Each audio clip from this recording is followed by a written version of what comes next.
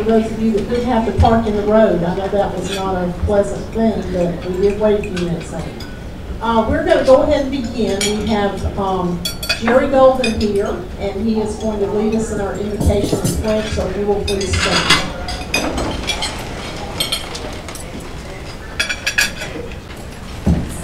All right, thank you, Jerry. Our sponsors today are Golden Productions. Jerry Golden is the owner, and Jerry will be telling us a little bit about his company at the end of the program. We also have Pinnacle Bank. We have Betsy Jordan, she's the loan originator there, and Dee Dee Quilliam, he's the banker. So, how do you like that? The banker? Commercial banker, that's what we have. And we're going to have Betsy come up, and she's going to give us a little bit of information about Pinnacle. And thank you to both of our sponsors.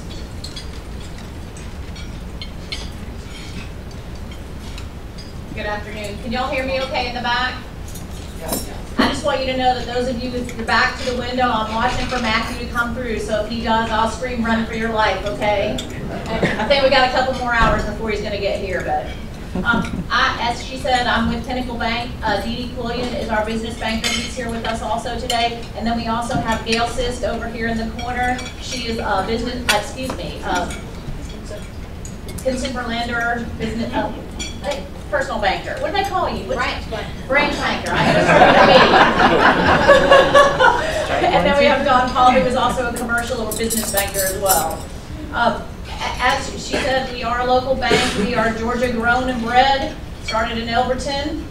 We do have a full service banking. We service all your banking needs. We have commercial and consumer banking and lending.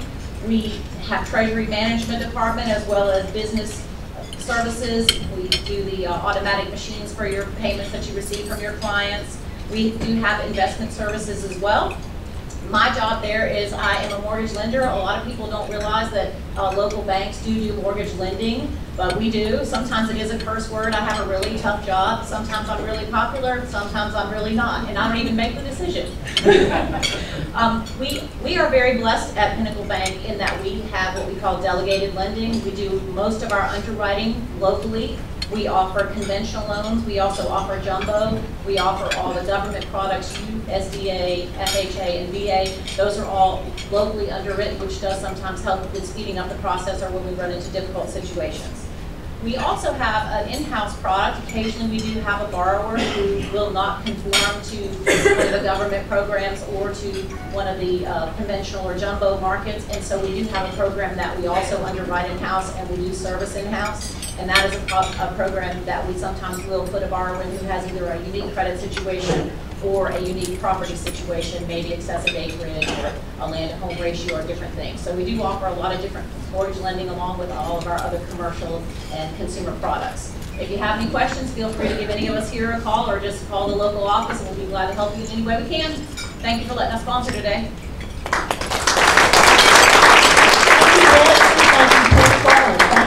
In advance, Jerry. All right, we are so excited about our program today. We know that there have been a lot of changes in the business industry, so we have brought to you two experts that will really help you in your business to make sure that you are compliant with what you do. So we're going to start with Chip Ferguson. He is partner with Atkinson Ferguson Law Firm here in Monroe. Chip grew up in Colbert, Georgia. He attended the University of Georgia where he obtained his BBA degree, summa cum laude, with highest honors in 2000. Chip remained in Athens for law school, graduating cum laude in 2003. After law school, Chip joined the Birmingham, Alabama firm now known as Bradley, Art, Bold, Cummings, LLP, where he was named partner in January 2010. In April 2011, Chip moved to Monroe and became partner at Atkinson Ferguson, LLC. Chip is licensed in both Georgia and Alabama and maintains a general civil litigation practice. He has extensive experience representing businesses, individuals, and governments in a wide variety of matters. He has been named as a rising star in business litigation by Super Lawyers magazine 6 times, an honor limited to no more than 2.5% of lawyers in the state. We are so fortunate to have Chip in our community and with us today in our chamber. So Chip, if you will come forward, please give Chip a hand.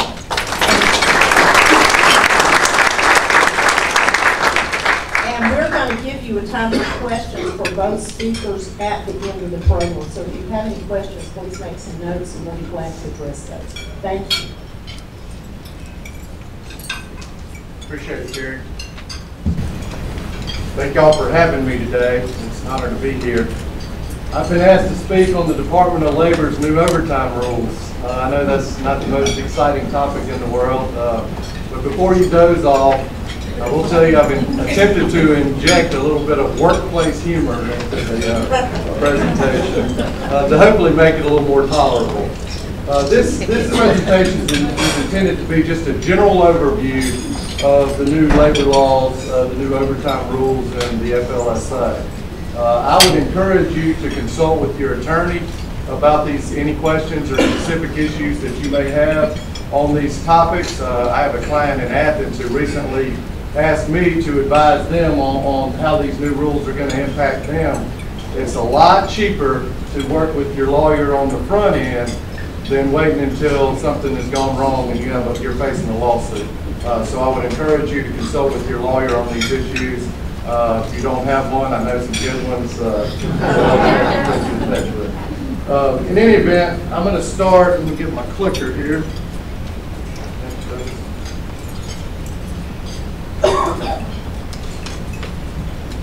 The way I've set up this talk is basically we're going to start with just the basics of the Fair Labor Standards Act. Then we'll move through how the new rule is going to change the law, what the new rule's impact will be, what your options may be on how to deal with this, and then I will also talk about some red flags that you want to be cognizant of. What does the FLSA do? First of all, it was enacted back in 1938. The main things that it does is it sets the minimum wage, which you're all familiar with. It requires payment for overtime for any employees unless there's some exemption that applies, and we'll talk about some of those. It also imposes notice and record-keeping requirements, and finally it sets child labor standards. The FLSA does not do certain things that I want you to be aware of. It does not wade into vacation, holiday pay, severance pay, any of those issues, meal or rest periods, doesn't delve into pay raises or fringe benefits. None of that is covered by the FLSA. Some of those issues, including the number of hours that someone can work, that might be addressed by contract or some collective bargaining agreement or some other federal or state law, but the FLSA does not wade into those topics. The limitation on hours brings me to the first bit of workplace humor that I've included. I don't know how well you can see this, but the employee walks in to meet with the employer, and the employer tells him the company has laid off about 20,000 employees. What do you feel about a 168-hour work week? Now, if you want to pay someone 128 hours of overtime a week, then you can do that under the law. You're perfectly within your rights. I would suggest that you may have some burnout issues if you choose to do that, but the FLSA just says you have to pay them overtime. Doesn't limit you on how much overtime you can pay. So let's talk a little bit about the overtime requirements. Generally speaking, you're going to pay time and a half for hours worked over 40 in a week for an employee. We're all generally familiar with that concept. There are certain exceptions that may apply to that 40-hour rule that we're not going to really spend much time on today. But generally speaking, again, the 40 hours is what everything is tied to. And the employees are entitled to that overtime unless they're otherwise exempt. Now, a common misconception is, well, this person's salaried, so I don't have to worry about overtime issues. That's not the case. Overtime, who's entitled to overtime is determined by the amount of the pay in certain instances, and also what the job duties are. So again, simply putting someone on salary does not fix your problem. Some of the exemptions that I want to speak on briefly today, there's a white collar exemption. That's broken down into 3 categories that we'll talk a little bit about: professional, executive, and administrative. There's also an exemption for what they call highly compensated employees. As you can imagine, the higher your rate of pay, the less concerned the government is about you getting paid overtime. So that's kind of the white collar exemption, and then the highly compensated. To qualify for a white collar exemption, there's 2 tests that must generally be met.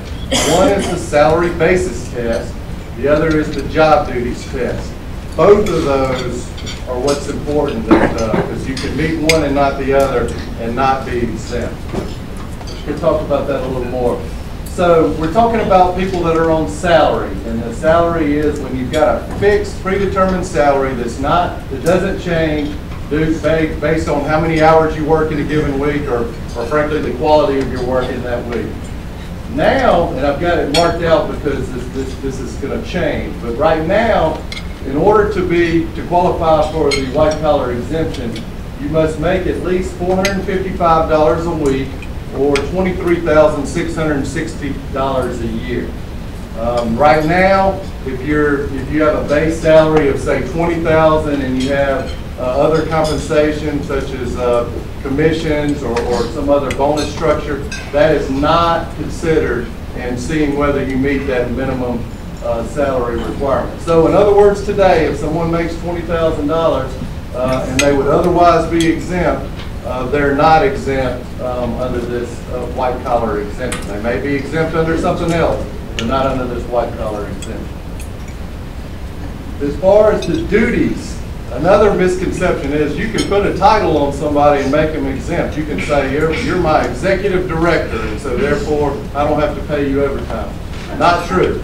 The actual duties are what governs the exemption. So what you're trying to find out in a white collar context is the employee's primary duty professional, executive, or administrative. We'll go through a couple of just on a very high level what those mean.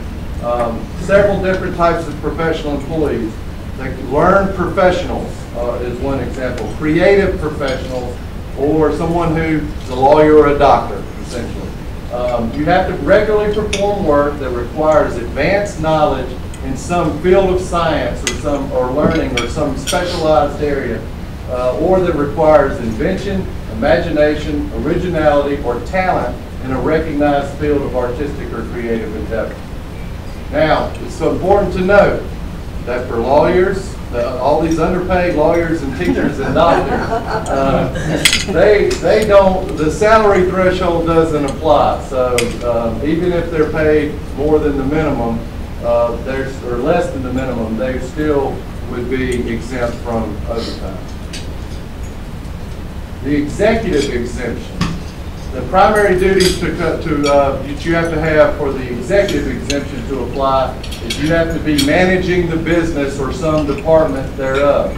You have to direct, you have to supervise, essentially, direct the activities of at least 2 or more full-time employees. You have to have the ability to hire and fire, or at least your opinion as to hiring and firing is very important. And then given great weight. And a good example of the executive exemption, somebody that's, say, a retail manager, say at a Walgreens or whatnot, that supervises the store employees, hires and fires, and things like that. Those are going to be the people that would meet the job test for the executive exemption. And again, the salary would be a different issue. Administrative exemption. That's going to be people that are doing non-manual office work that directly relates to the management or general business operations. Not saying that they're just answering phones and filing things or whatnot. They are actually have a role that requires independent judgment and requires discretion. Those types of decision makers are going to qualify for the administrative exemption. These are all case by case that you really have to analyze to make a determination as to whether these are met. A good example of this administrative exemption that you could identify with would be an insurance adjuster, someone who's interviewing witnesses, inspecting property damage, making determinations about a claim. That's someone that's exercising that discretion and independent judgment that would make them qualify for the administrative exemption. The highly compensated employee, that exemption relates to someone who's making at least currently $100,000 a year. Now, there on that side, you can consider bonuses and whatnot as long as their base salary is at least the $455 a week or the yearly salary that we covered before. That person has to perform some office work and customarily at least one of the duties that's covered by the three areas we talked about earlier: professional, administrative, and executive. For the highly compensated person, the standards are not as rigorous. Again, as I alluded to before, the higher paid you are, the less people are concerned about being overworked. Other exemptions that you should be aware of: outside sales. It's exempt, generally speaking. There's no salary that factors into that exemption. If you're in outside sales, then the exemption applies for that. Computer employees that make at least $27.63 an hour, exempt. Also, again, lawyers, doctors, teachers, no salary issue, they're all exempt. Now, that brings us to the new FLSA rule. It's really a Department of Labor rule.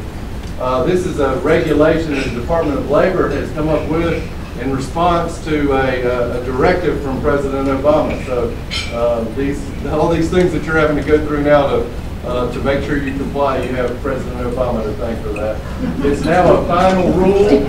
The effective date has been scheduled very soon. It's supposed to go into effect December 1, 2016. I've marked that out because there's some active going-ons as we speak in Congress where there's an effort to try to get the implementation date delayed until June of next year.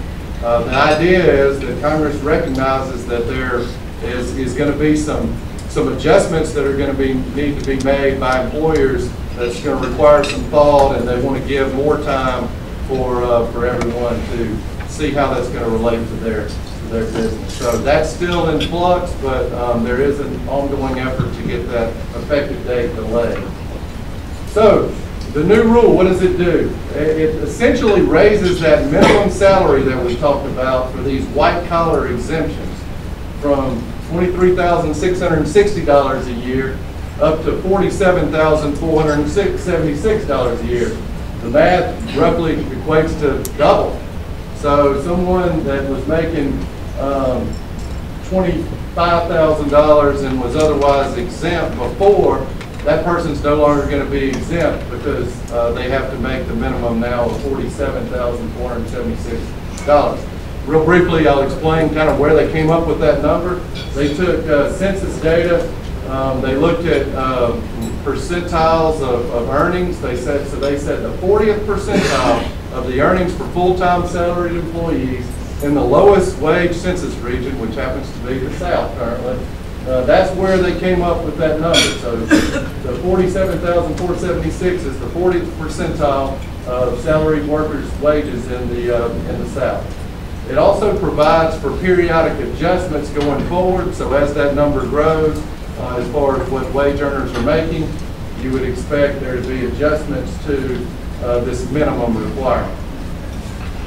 As far as highly compensated employees, they're moving that number from $100,000 to $134,004.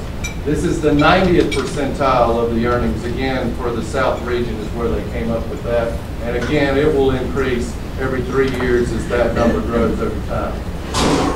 Now, there's another little change to the law as part of this is now they're going to allow you to use 10% of that minimum can be in the form of non-discretionary bonuses or incentive payments or commissions, and that's going to be something that's tied, it's set. It's not I'm just walking into your office one day and said you've done a great job, I'm going to give you a $10,000 bonus.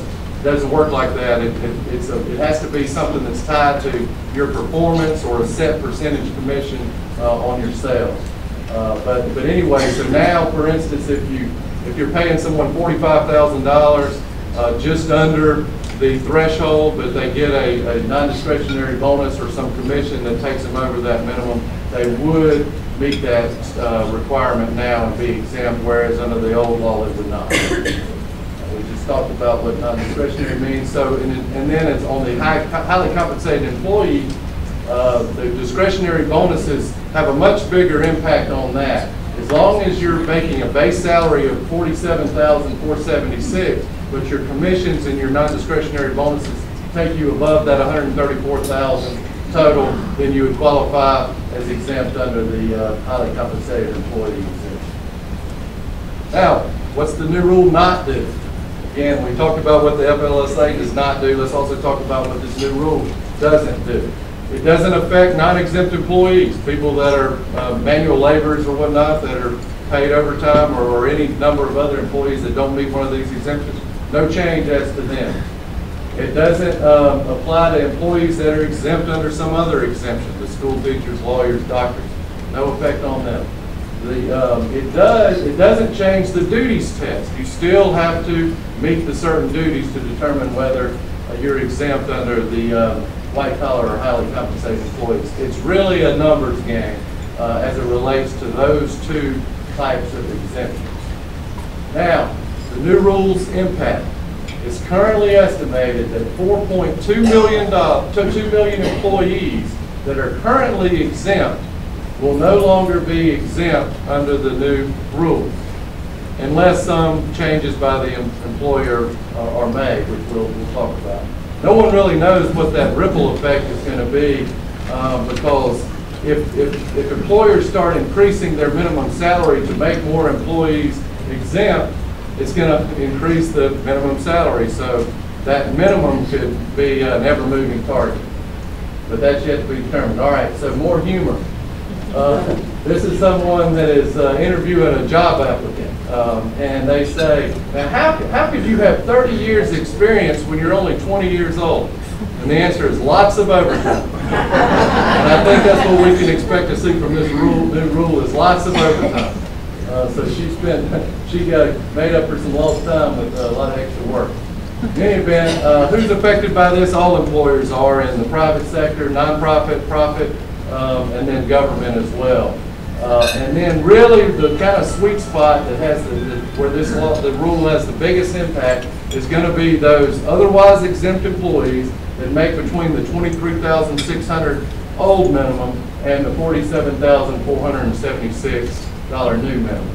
Again, there's also other exemptions that could conceivably apply for some of these people, but that's the target group that you're going to have to be cognizant about. Again, we talked earlier about the example of a retail manager or someone that would ordinarily be exempt. You may have someone that's making $33,800 a year today, exempt. They work 50 hours a week. As a routine matter, no overtime issues whatsoever. Whenever this new rule goes into effect, whether it be December 1 of this year or June 1 of next year, they're going to lose their exempt status. And so now they're going to be eligible for overtime, and obviously that's something that the employer is going to have to be cognizant of and decide how they want to handle it. So, the importance of what you should do now. What should the employer do?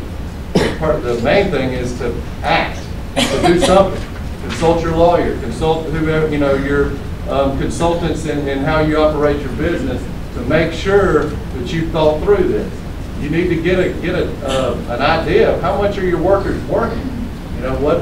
Track their time. How many people are really working more than 40 hours as opposed to closer to 20? And then you need to make a determination as to who to keep exempt and who are you fine with being not exempt. You also are going to have to look at possible changes to your policies. You may have a kind of a loosey-goosey system now, but this new law makes you decide to go to a time clock or have a specific overtime policy that sets the record straight as to what's expected in that regard. And again, you're going to need to analyze your job duties of your employees and see what exemptions might apply to them. Now, we'll generally talk about some things that you could do to address the situation. You could increase salary, certainly one way to do it. Now that, if you raise them to over $47,476, then that'll, if they're otherwise exempt based on their job duties, that'll fix the problem. That's only probably going to work for someone that's making close to that amount. In other words, it's a lot easier to stomach moving someone from $45,000 to 47 and change than it is to move someone that's at 35 up to 48. That's going to have a lot bigger impact on your bottom line. You can use bonus and programs to offset part of that salary increase. Again, that doesn't buy you much, but it buys you a 10% buffer to get you over that hump. In other words, you've got a $45,000 employee, you need to get them up to that $47,476. You can establish some sort of incentive, non-discretionary bonus program that you know is going to get them an extra $3,000 or $4,000 over the course of the year. You can require that employee that if they're going to make that extra salary, that you're going to require more out of them. In other words, if they're working 50 hours now, you may require that the general expectation is that they're going to be working 55 hours. Of course, anytime you start increasing those expectations, you have morale issues and quality and quantity issues to contend with. But that's certainly a way that you can offset that increased salary is by expecting more out of your employees. You can certainly also reduce benefits. Again, not necessarily a popular decision, but that is something that you can do to make the numbers work. Other options is you can just keep them non-exempt. You just recognize that they're going to have that they're going to be 40 hours, and if they work more than that, you're going to have to pay them overtime. The easiest way to deal with overtime issues is to not allow people to work more than 40 hours, and that requires real tight practices on timekeeping, because that can you can make some very major inadvertent mistakes if you're not careful. You can change your structure and use part-time workers again, and you can outright send workers home. And then the next bit of humor relates to that. But the last thing that I point out is if they're a purely hourly worker and you have to pay them overtime this week, then you can offset that by working them less the following week. All right, so this is an employer that walks in and his employee is sleeping.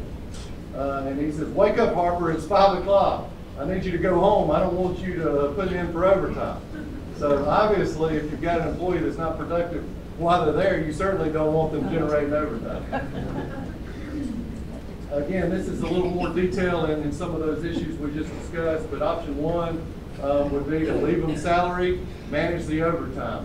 A lot of people like being on that salary because it gives them, maybe that makes them eligible for some employee benefit plan that hourly workers are not eligible for. But continue to pay them that weekly salary, make them record all the time that they're there, and limit the hours over 40 so that you're not incurring overtime. You have to be careful about poor timekeeping. Again, that can create some problems that could otherwise be avoided.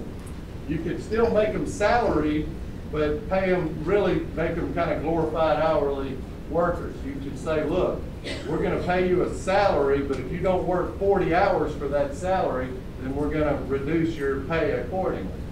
You're still going to try to have to control overtime in that way, but it allows them at least to maybe qualify for these plans and make them feel like a salaried worker. You could change to the traditional hourly model. Again, you've got to just make sure that you're keeping up with hours and have good timekeeping policy. And in fact, if you want to change them to hourly and you know you're going to have to pay them some overtime, you can adjust their pay so that they're essentially making the same thing they were before. So those are some things that require some time to think through. And again, if you move them to hourly, you just need to make sure that you address the eligibility for benefits and any morale issues that might result. Some additional options that I don't want to get into today because they're too technical for this presentation, but there are concepts, some of which are disfavored by the Department of Labor, but you can have fluctuating work weeks, day rates. Those are all ways to try to budget your payroll expenses.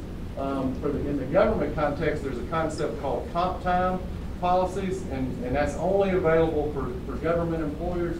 But essentially, it allows you to, if you have to work overtime one week, say you had some kind of special event that required 44 hours, well, ordinarily you would have to pay the equivalent of 6 hours of pay for that 4 hours of overtime. In the government context, they'll allow you to give that person 6 hours of paid time off the next week instead of paying overtime. So again, your budgets remain the same, your payroll expense remains the same, but you send them home to make up for time that they work in addition.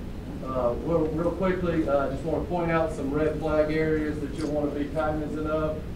You got to be careful about classification of time. If you send someone to some sort of seminar that's required by their job, that's likely going to count towards their 40 hours.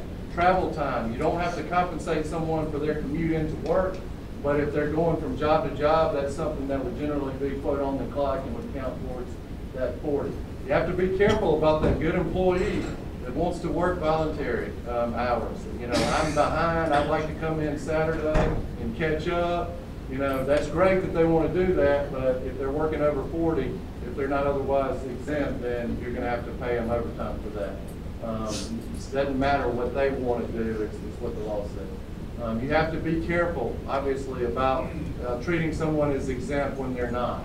And then finally, where a lot of mistakes are made is, oh, this employee is not an employee, they're an independent contractor.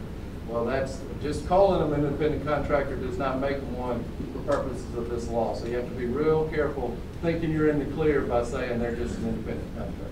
So those are just some things that I want you to be cognizant of. This last slide goes back to the importance I mentioned earlier of consulting with your lawyer on the front end, is because if you make mistakes, they can be costly. The rules are written where you're either in violation or you're not, so it's very easy to prove violations if you've not been paying someone overtime when they should be receiving it. The Department of Labor can pursue actions through court or administratively. Criminal and civil penalties. Criminal penalties come into play if you've got 2 sets of books or something and you're trying to game the system and someone's really, well, look, here's my books that show they were only working 40 hours and you've got another set that says they're working 65. Big problem. You go to jail for that. Civil penalties can be up to $1,100 for each violation, which, as you can imagine, can get really high in a real hurry. Finally, private lawsuits. Your employee can sue you for back pay. There's a concept of liquidated damages, which essentially is a way to double up the amount you owe is equal to the back pay that you would have to pay. And an employee that sues an employer for violations of the FLSA, if they win, they get their attorney's fees. So again, just a small amount of overtime that you messed up on can turn into a big monetary problem for you. So that brings us to the last slide. It says, we're all looking for that work-life balance. That's a common, where everybody tries to balance that family time with the work time. And I thought this ironic cartoon was pretty good to end on. The boss is saying, I'm afraid you'll have to stay late tonight. I want you to attend this talk on work-life balance. So I think you can see the irony in that.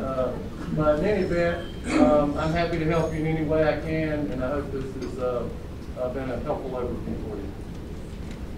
Thank you.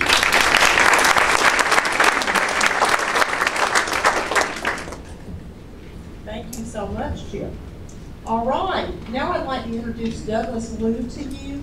Douglas Liu retired from federal service November 2012 as Senior Technology Advisor to the Office of Informatics Division and Section 508 Coordinator for the Combined Centers for Disease Control and Prevention.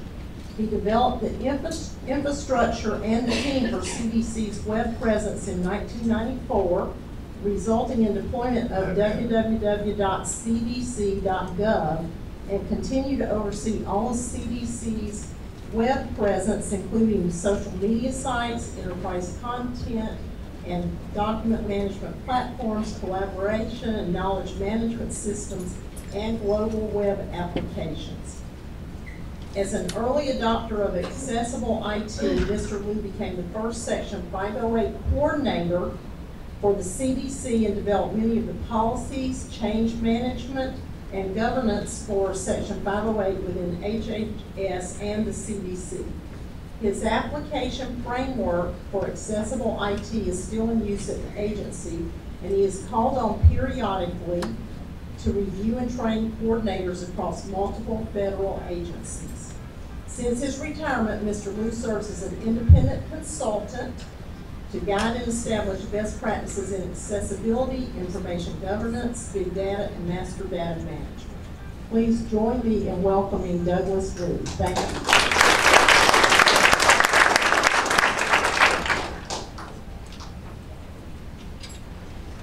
Good afternoon. Can everybody hear me back there? Yeah. Fantastic. So first of all, I want to thank the two Carries and the Walton Chamber of Commerce for inviting me out here today to join the CHIP and provide you all this great legal information that we're trying to you. Clearly, I need to speak with CHIP because I work for food. Maybe consume about 4,000 cups of Starbucks, so I want to know whether I qualify for dessert. But obviously, I'm going to be introducing you to maybe a topic many of you have not really even considered. Those of you maybe in education have considered this a little bit more because you guys have been under the law, Section 504, for quite some time. So today's agenda will be the risk for ADA compliance, a little bit of background information about ADA, the demographics of who they're trying to protect and the barriers that they're trying to overcome, what the current status is of the ADA and how they're updating the laws, and what it means to have effective communication. We'll cover a little bit about the benefits of early compliance versus receiving a demand letter or a settlement or a lawsuit, more or less that would cost you. The different pieces of a compliance strategy that you guys will all need to participate in at some point in time as far as assessments, policy, and evaluations.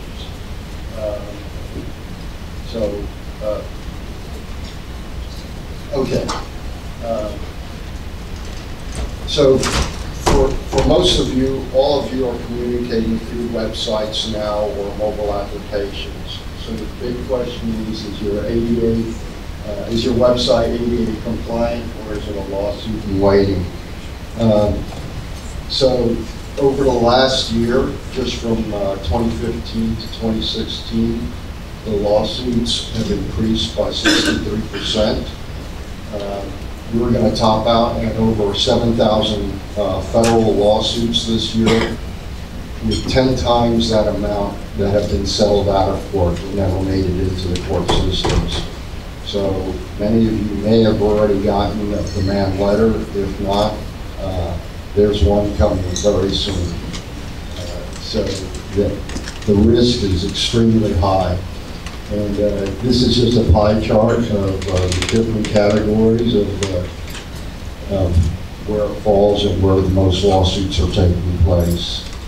And again, this slide set, and I'm sure CHIPS is going to be available through the Walton Chamber of Commerce for detailed information. So a little bit of background about the Americans with Disability Act, or the ADA Act. It was enacted in 1990. And most of you are familiar with it because it dealt with mostly physical issues. It dealt with parking spaces, ramps, compliant elevators, all the physical things like restrooms, compliant restrooms, etc. But back in 1990, the internet was not available, so technology was not considered in the ADA law. That's why it's being updated. In 1998, the federal government started to comply on its own and changed the Rehabilitation Act from Section 508 to mandate that all federal websites or .gov websites had to be made accessible for people who have disabilities. At that same time, Section 508, Section 504 was enacted that enforces educational systems to become compliant, so parents, teachers, etc. could view all of their materials online in a compliant manner. So why is this so important right now? Well, believe it or not, now, as of the 2010 census, 1 in 5 Americans are now reporting a disability. Of those, 47% have a problem with the internet. If you combine those numbers with our aging population of people over 55, that accounts for 57% of the internet usage today. So a lot of people are on the web right now. They're having major problems, whether it be colorblind issues and not being able to determine color, or some type of visual. The print is too small. Many types of things are happening. So a little bit more about the demographics. Americans with disabilities is the fastest growing minority in the United States right now. Since the 2010 census, it's increased another 2%, so 22% of all Americans now have a disability. They also account for over $200 billion worth of disposable income. So now they're being approached as a group, and I think Wall Street coined the term handy capitalism. So people are actually marketing directly to this new minority group. Politically, they're expected to have over 18 million casted votes this year in this election cycle. So as a group gains more power and more financial strength, the laws change to effectively protect them, and that's what we're seeing with the ADA right now. The types of problems, again, colorblind issues, not being able to use a mouse, blind people, closed captioning for deaf people. There's all these different problems associated with technologies that need to be addressed. So to kind of give you a perspective, if you guys went online and you wanted to try and shop at Amazon and turned off your screen, how far would you get, right? So it's very tough. Blind users use something that's called a screen reader that actually reads the web page to them.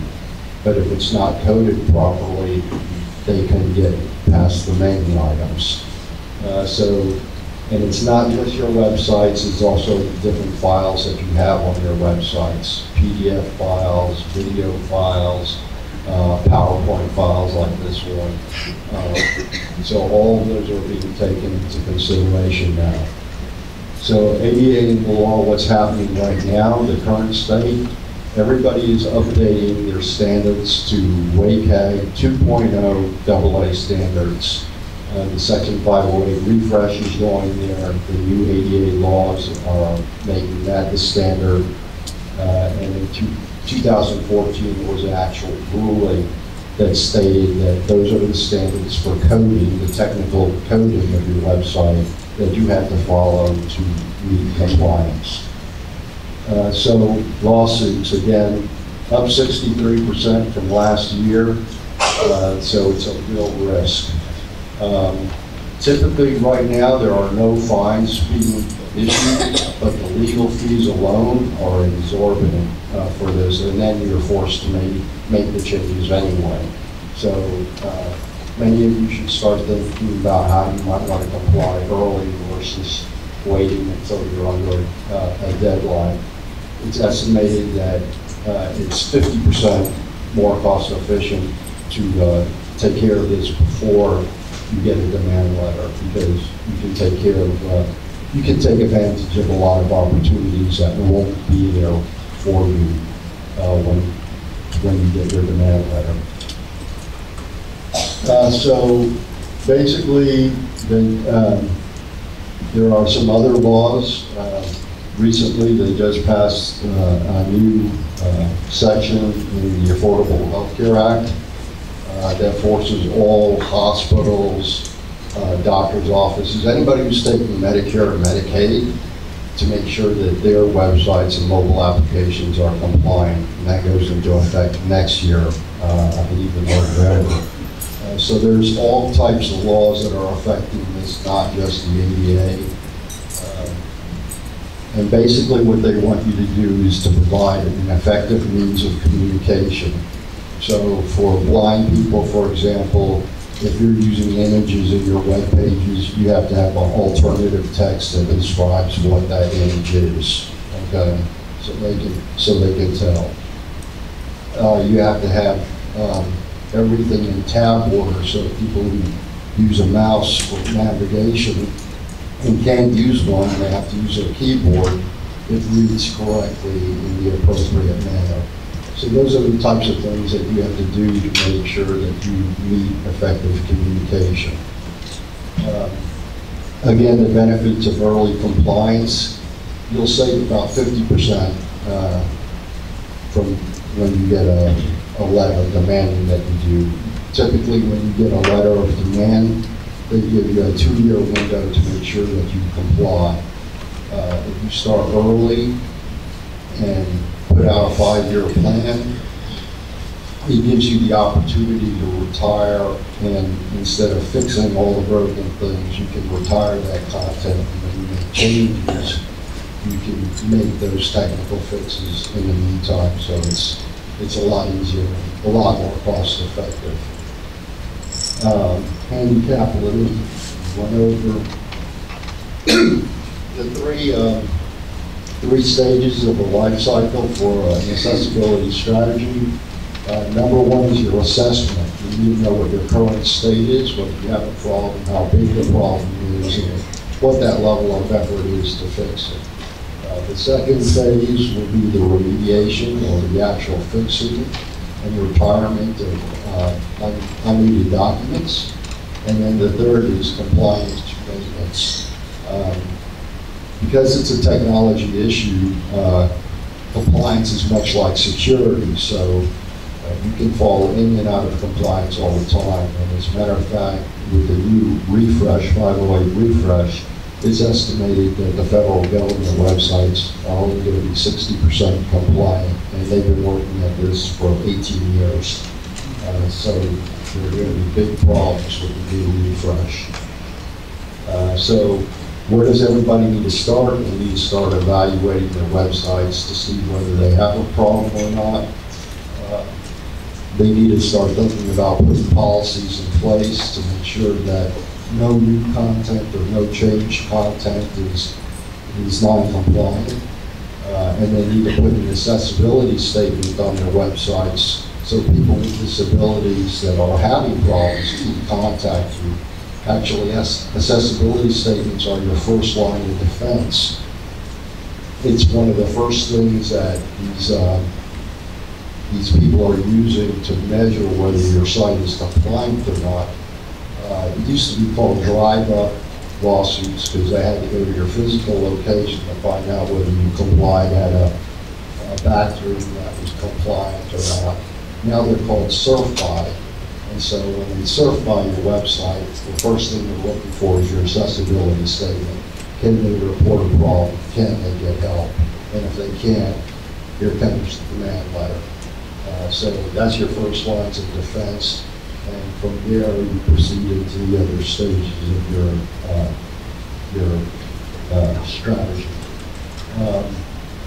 The assessment should tell you the percentage of your site that's non-compliant, what the primary issues are, and how many other files you might have in your site that need to be addressed. The policy overview, which is a cornerstone. Because this is going to be new for a lot of you, there are going to be new roles and responsibilities. Those need to be ironed out. Communication plans to be put in place. Governance and change management need to be put in place for larger organizations. So that's a really important piece of the early ongoing accessibility maintenance.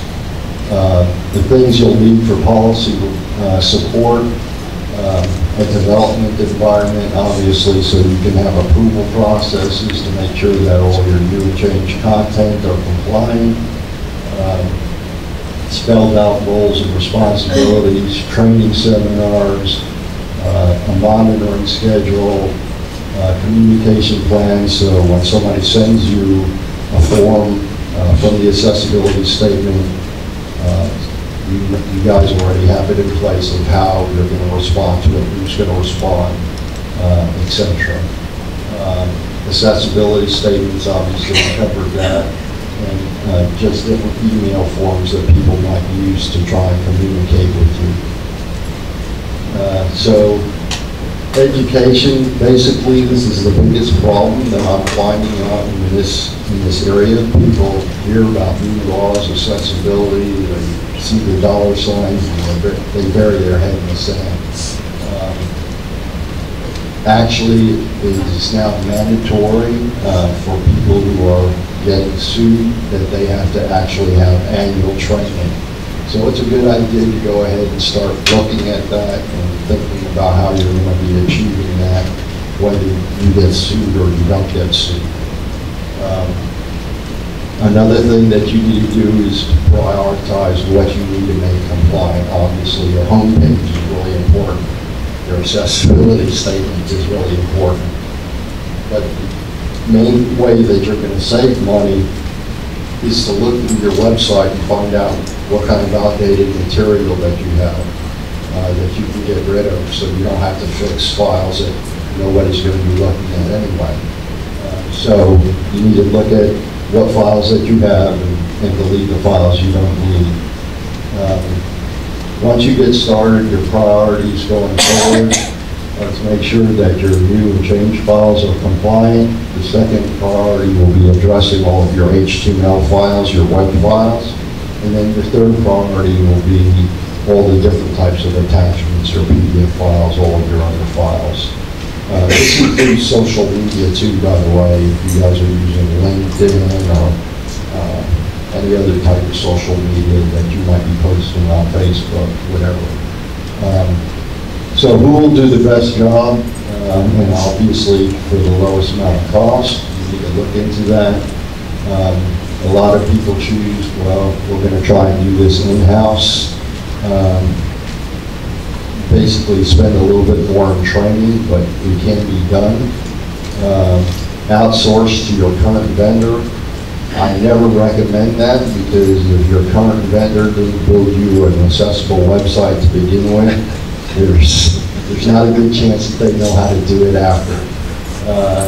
And obviously, we have an accessibility center of excellence at my firm, so we can help you out there as well. The average cost, and this was done by the Access Board, is $57.96 per hour. So anybody that tells you, hey, this is cheap and expensive, they're telling you a big story. It's actually expensive and the process is long. So basically, you want to know who's going to manage your risk best.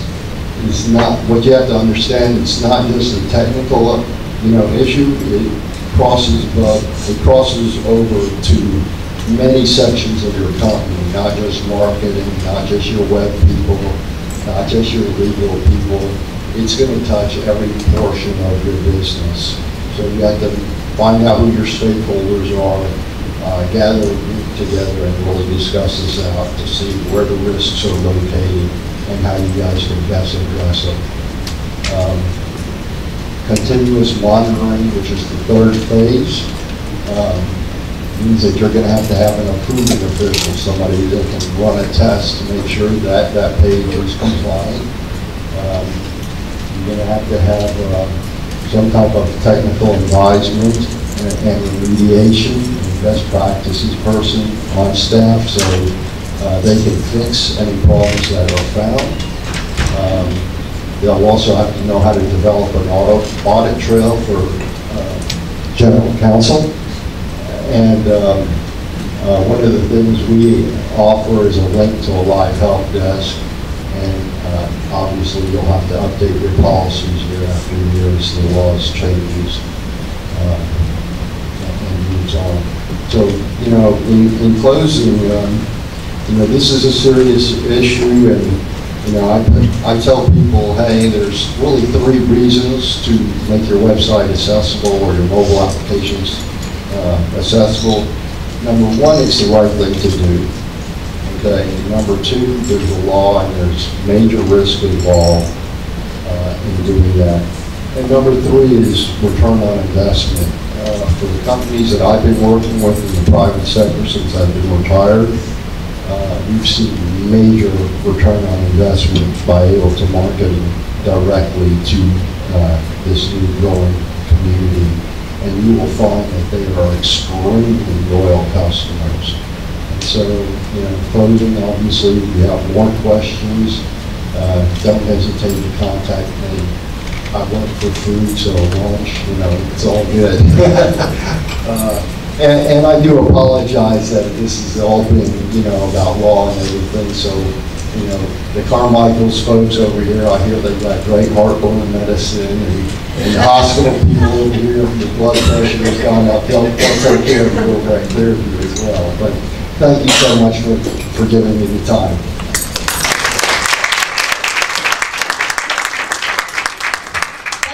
Much, and I know we ran a little over today. We were trying to squeeze a lot into a short time frame, but we did feel like this was important to you.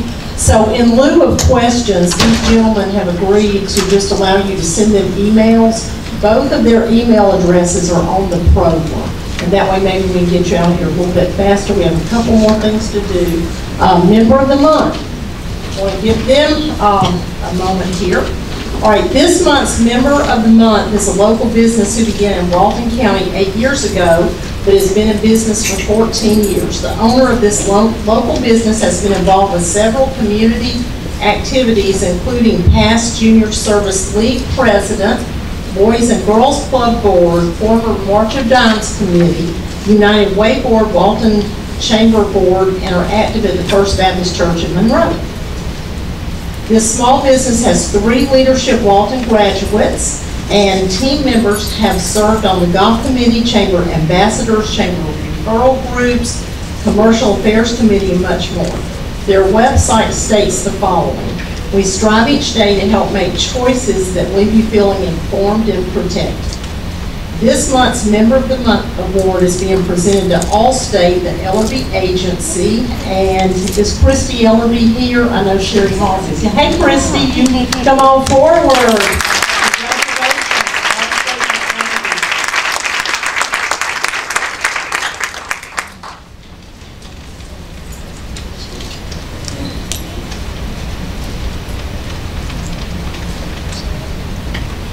Well, thank you very much. I certainly wasn't expecting this today, but it's a great honor and I really do appreciate it. We enjoy working and serving with all of you here in our local community, and I look forward to many more years working with you as well. Thank you, Terry, for having us here at the Chamber and working with us day to day on different things. And thank you, Pinnacle and Golden Production, for hosting us today. And Chip and Mr. Lee, thank you for keeping us out of trouble. We appreciate that. And I just asked Sherry to come up here with me. I really appreciate all that she does in our office and working with all of you in the Chamber. Thank you.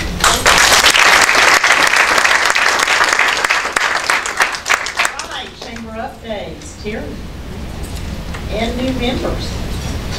Yeah, so a few updates. Before I make updates, real quick, we have one more person to recognize today. Through our Walton Proud program, we offer our realtors the opportunity to become a Walton Proud certified realtor.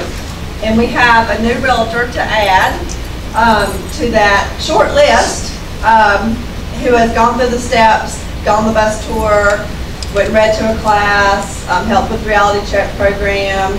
And so today we are adding, as a Walton Proud certified realtor, Ms. Susan Sykes with RE/MAX. If you'll come on up, Susan, and get your certificate.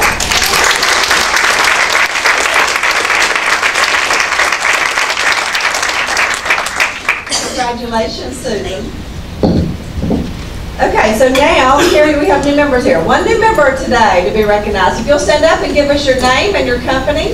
I'm Jeremy White with Motivate Martial Arts. We're actually in downtown Monroe, and we opened in May of this year. We do adult and youth classes if you guys are interested. So. Very good. Well, welcome to the chamber. Okay, on the back of your program, if you'll look real quickly, there's several dates coming up. So next Monday, we have our 10 on the 10th where we do business with a local member. And so we're going to meet at the parking lot off Wayne Street, right behind Monroe PD at 11:30, and then we'll announce from there who we're going to go surprise, where we're going. October 19th is Coffee and Connections. As y'all know, this is the first Wednesday. Our lunch is usually the second Wednesday, but Walton County Schools has intercession next week. So a lot of people use that time to take vacations, including our boss lady here, Ms. Terry. So we moved the lunch to this week, and Coffee Connections moved to the third Wednesday. So it's going to be at Smiles Forever in Loganville. On October the 20th, the day right after that, we have our Business Expo. We have over 60 vendors. It's going to be a lot of fun. It's going to be at the Rock Gym in Loganville. We are featuring a beer and wine tasting, and you can buy those tickets in advance for $10, at the door for $15. You can buy them online. And I think several people also have them here if you want to buy them here. We also have some little flyers here. Do you mind holding that up real quick? If you want to take those back to your business, or some posters to help promote, that would be awesome. Thank you, Jerry. And then finally, it's not too late to advertise on our new Walton County map. And Eli and King's information is on the back of the program. Also, you might receive a call from Meg or Sarah. They also are representing Peach State, so just don't want you to get confused if you hear from them instead.